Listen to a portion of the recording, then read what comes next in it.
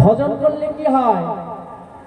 আমরা যে গুরু আশ্রয় করি কি হয়? কেন গুরু আশ্রয় করব? গুরুদেবের চরণে নেব কেন? সান্নিধ্য লাভ করব কেন? গুরুচরণে কেন যাই জানেন মায়েরা? আমাদের ভালো মন্দটাকে গুরুদেব কি করেন? হরণ করে নেন। তার ভজনের দ্বারায় আমাদের খারাপ গুণ এবং ভালো গুণ দুটোকে হরণ করে নিয়ে আমাদের গৌর গোবিন্দ চরণ লাভ করিয়ে দেন। তার জন্য গুরুচরণ ধরতে হবে। সেই গুরুদেব কে করছেন? ভজন করছেন। ভজন করে ভালো গুণ খারাপ গুণকে ত্যাগ করে তিনি আমাদের পৌঁছে দিচ্ছেন সেই গোলকপতির কাছে। তাই তরণী যখন এই ভাবে যখন বললেন প্রভু যখন আশীর্বাদ করলেন, তরণীকে আশীর্বাদ করার পরে সেই গৌরীদাস পণ্ডিত পূর্বজন্মে চৈতন্য লীলায় গৌরীদাস পণ্ডিত হয়ে এসেছেন। এবার সবাই যখন আসছেন, মহাপ্রভুর ভাবটা কেমন? বুঝিয়া ভাবেরও গতি, তার ভাবের গতিটা কেমন? যেন নটবর সেজেছেন তিনি। নটবর কাকে বলেন? না রাখালিয়া বেশ। নটবর মানে যারা নৃত্য করে তাদেরকে নটবর বলা হয়, যারা অভিনয় করে তাদেরকে নটবর বলা হয়। ধাইল পণ্ডিত গৌরী দাসে জানে নাম,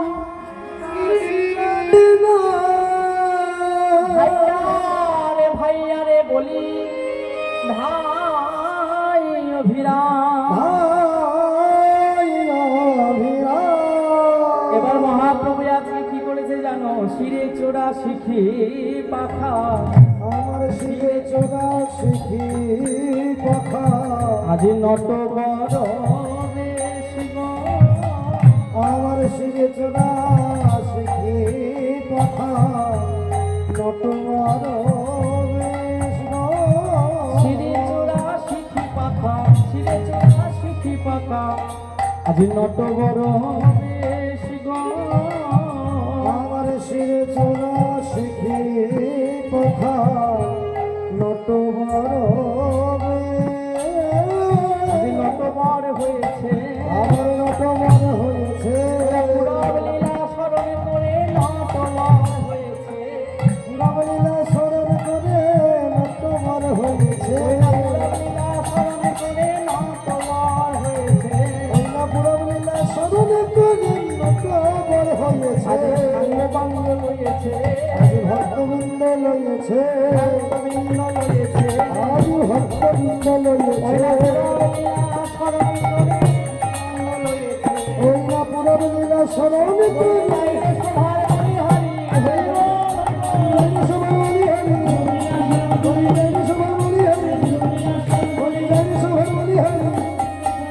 আজ নটবর হয়েছে, শিরে চূড়া শিখি পাখা, আজ নটবর বেশি গো। আবার জানো, মহাপ্রভু যখন নটবর শিখেছে, আবার চরণে নপুর বাজে, সর্বাঙ্গে চন্দন গো। চরণে নপুর বাজে, সর্বাঙ্গে চন্দন।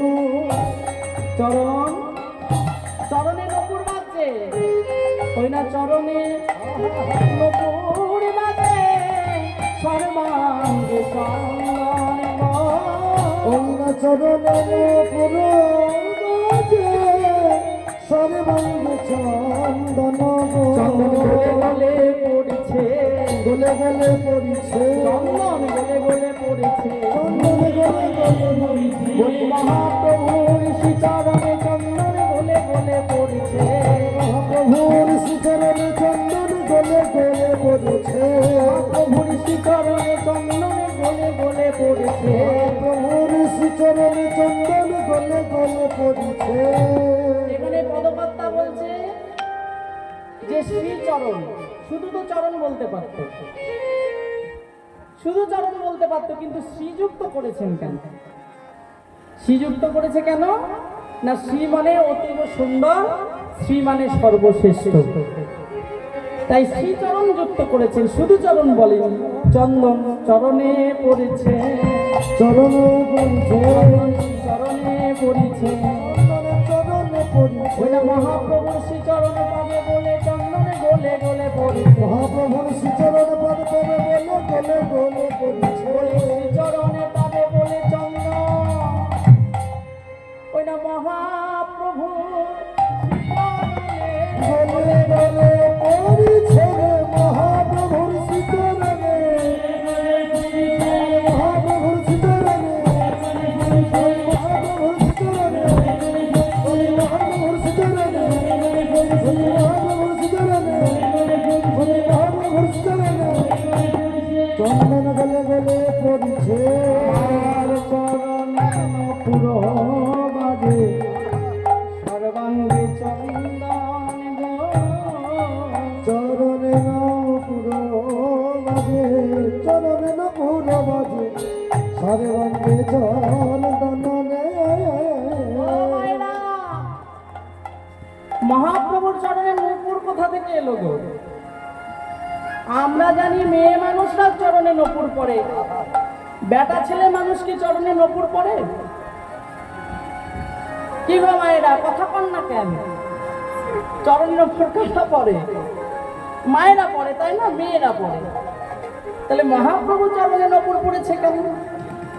কে বলছে না? নদিয়ার এক বিধর্মী যে গৌরকে ভালোবাসে না সে বলছে, এই বেটা, তোদের মহাপ্রভু যদি ভগবান হবে, তোদের মহাপ্রভু যদি সর্বশ্রেষ্ঠ জ্ঞানী হবে, তাহলে উনি চরণে নপুর করেছে কেন মেয়েদের মতো?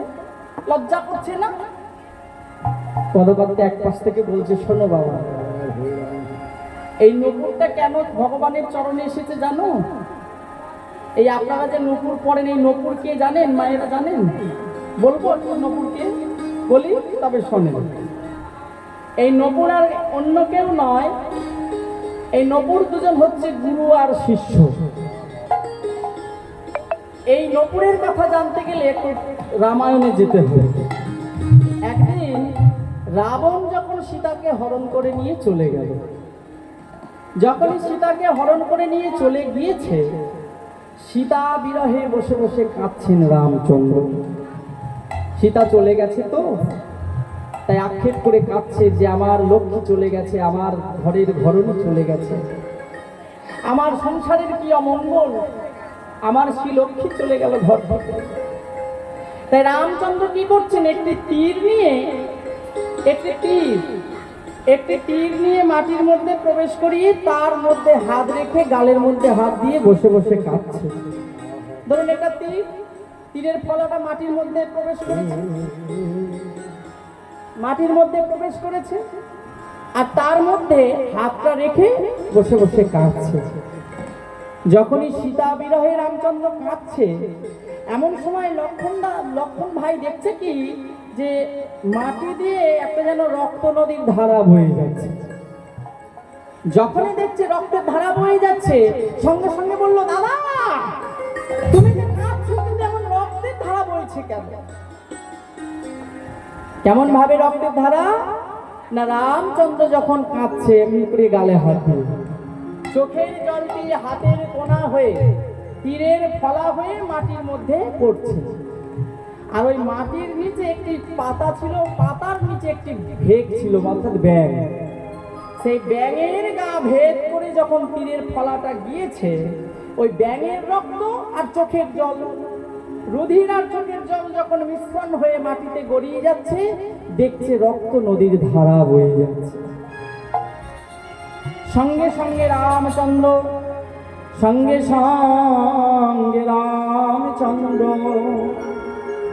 সেই তীরের ফলাটা তুলে নিয়ে দেখছে কি সেই ফলার মধ্যে একটা ব্যাঙ জড়িয়ে রয়েছে।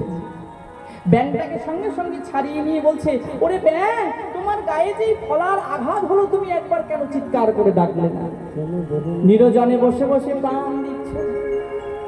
ব্যাঙ তখন করজোরে বলেছিল, হে মহাপ্রভু, ও হে ভগবান রামচন্দ্র,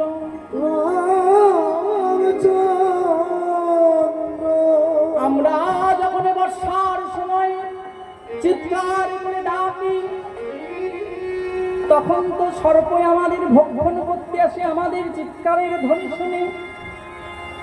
সেই সর্প যখন আমাদেরকে ধরে, তখন আমরা আত্মনাদ করে তোমায় ডাক, তুমি আমাদের কৃপা করে এসে রক্ষা করো। কিন্তু হে প্রভু হে, আজ যে আমাদেরকে রক্ষা করে সে যদি নিজ গুণে আমাদের পান বলতে না, আমরা কাদের কাছে জানাবো প্রভু, কাদের কাছে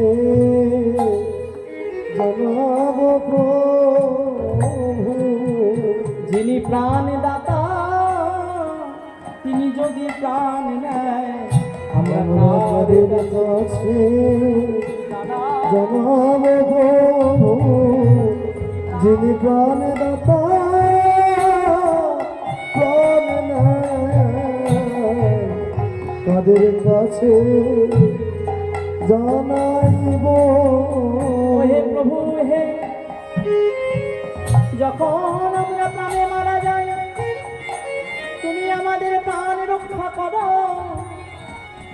আজ তুমি নিজের গুণে আমাদের প্রাণ নিচ্ছ প্রভু, কাকে জানাবো বলতে পারো?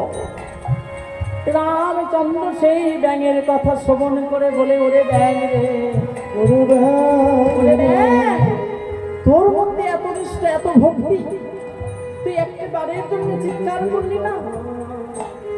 ব্যাঙ তখন বলছে, প্রভু তুমি যে আমাদের রক্ষা করো, যিনি রক্ষক তিনি যদি ভক্ষক হয় তাহলে কে আমাদেরকে বাঁচাবে বলতে পারো? দেখবেন মায়েরা, কলিযুগ তো, কলিযুগে দেখবেন রক্ষকরাই ভক্ষক হয়ে বসে আছে। কার কাছে দুঃখ জানাবেন? আপনার দুঃখ কাকে জানাবেন? আমাকে? আমি তো দুঃখী, আমার দুঃখ আপনি শুনবেন না, আপনার দুঃখ আমি শুনব। সবাই দুঃখে পাষাণ বেঁধে বসে রয়েছি, শুধু দিন গুনছি কখন যাব কখন যাব। তাই বলছে প্রভু, যে রক্ষক সেই যদি ভক্ষক হয় তাহলে আমি কাদের কাছে জানাবো? বেশ, বল তুই কি চাস, আমি তোকে তাই বর দেব। তুই মানুষ হতে চাস, তোকে মনুষ্য বলে আমি জন্ম দেব। প্রভু আমার কিছু চাই না, এই ব্যাঙ জমিতে জন্ম আমার কেন জানো? বলছে কেন না, আমি একটি আশ্রমে বাস করতাম, কিন্তু আমি আশ্রমের কোনো কাজ করতাম না। ভক্তিমতী মায়েরা, আশ্রমে থাকলে আশ্রমে একটু সেবা কাজ করতে হয়, এটা ভগবানের সেবার কাজ, এখানে আমার নিজের কাজ নয়, সংসারের কাজ নয়। যদি আপনি আশ্রমে থাকেন তাহলে আশ্রমে একটু তুলসী পাতা তুলে দিতে হয়, একটু ভগবানের জন্য জল তুলে দিতে হয়, একটু তুলসী বাগান থাকলে তুলসী বাগানে জল দিতে হয়, একটু ফুল তুলে দিতে হয়।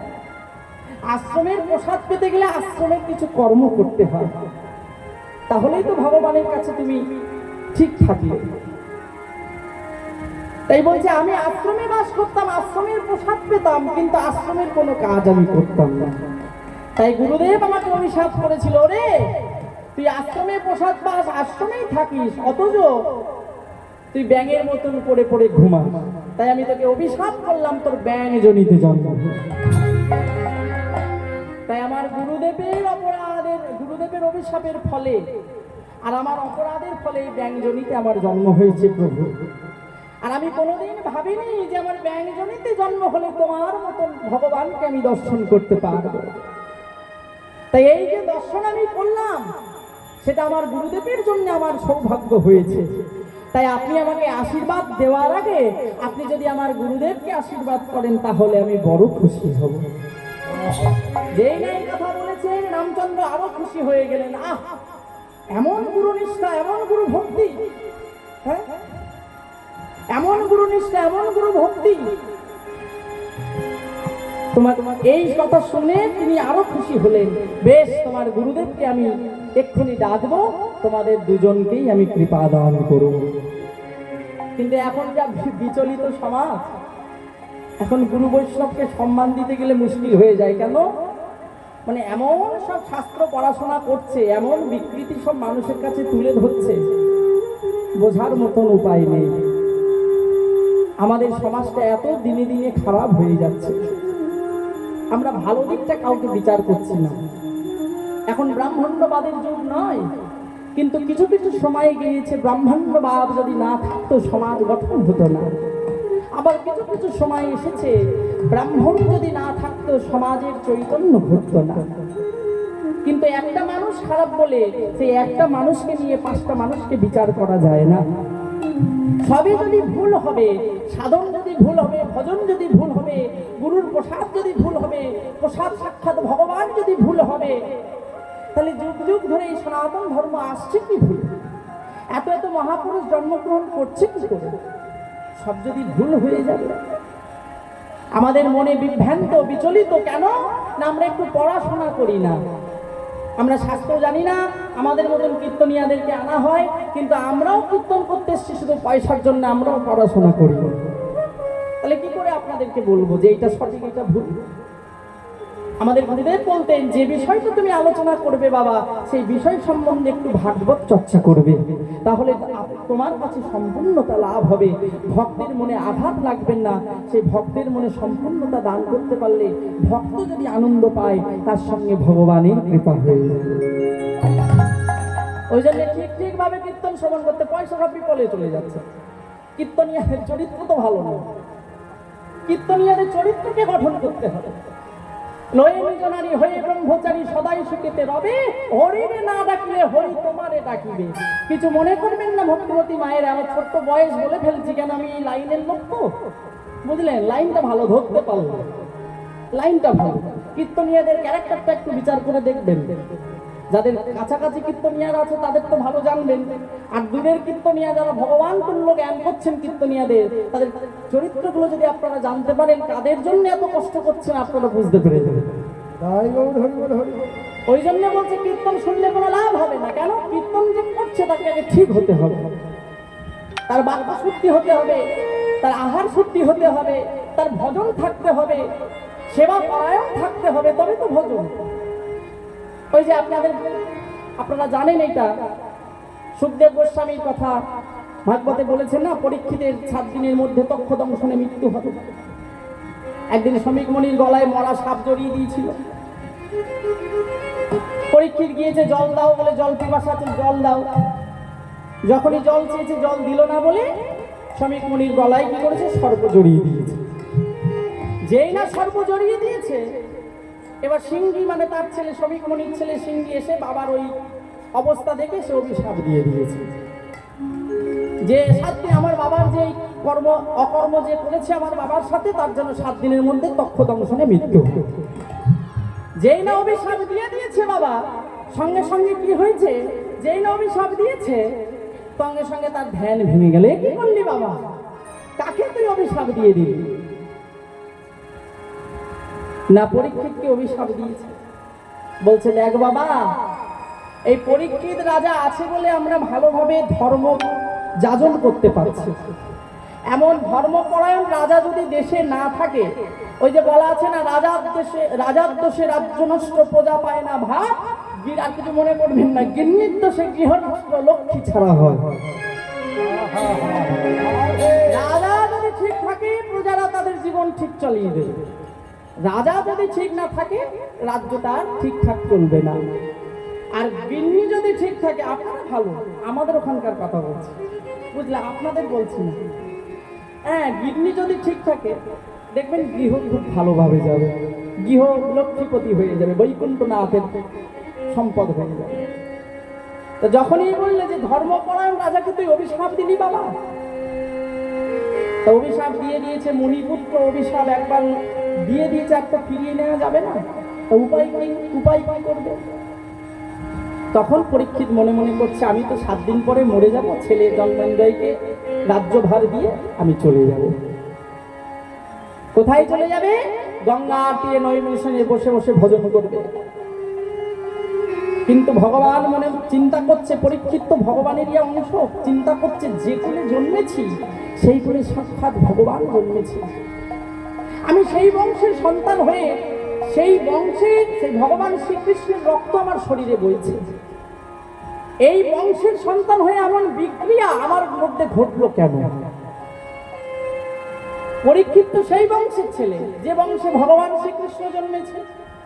তাহলে সেই বংশের ছেলে হয়ে আমি এমন কেন খারাপ কাজ করলাম? একটা মুনি, একটা ঋষির গলায় আমি এরকম কাজ করলাম, সর্প দিলাম। সে তো ধ্যানমগ্ন হয়েছিল, তার তো কোনো দোষ নেই। ধ্যানমগ্ন হয়ে থাকলে কেউ কি সাড়া দেয়? সাড়া দেয় না। তাহলে আমার এটা বোঝা দরকার ছিল, আমি ক্রোধান্বিত হয়ে একটা মরা সাপ তার গলায় জড়িয়ে দিলাম। এটা আমি অন্যায় করেছি, কিন্তু কেন করলাম? আমার বিবেকে কেন বাঁধলো না যে উচ্চ বংশে জন্মগ্রহণ করেছি, কৃষ্ণ যে বংশে জন্মগ্রহণ করেছে সেই বংশের সন্তান হয়ে এমন খারাপ কাজ করলাম। সঙ্গে সঙ্গে একটা দূরে দেখাচ্ছে কি যে একটা রাজা দেখছে কি যে একটা গাভী এক পায়ে দাঁড়িয়ে আছে, তিন পায়ে চলে গেছে। কে ওটা? ওটা অন্য কেউ না, এক কলি মহারাজ। কলি মহারাজ দাঁড়িয়ে দাঁড়িয়ে দেখছে যে আপনি করেননি, কলি মহারাজ আপনাকে করিয়েছে। পরীক্ষিত তো ধর্মশীল ব্যক্তি। তা কলি মহারাজকে যখন দেখেছেন, কি গো কলি মহারাজ, তুমি এমন করালে কেন আমাকে দিয়ে? প্রভু, একটু আমি আশ্রয় চাই, তাই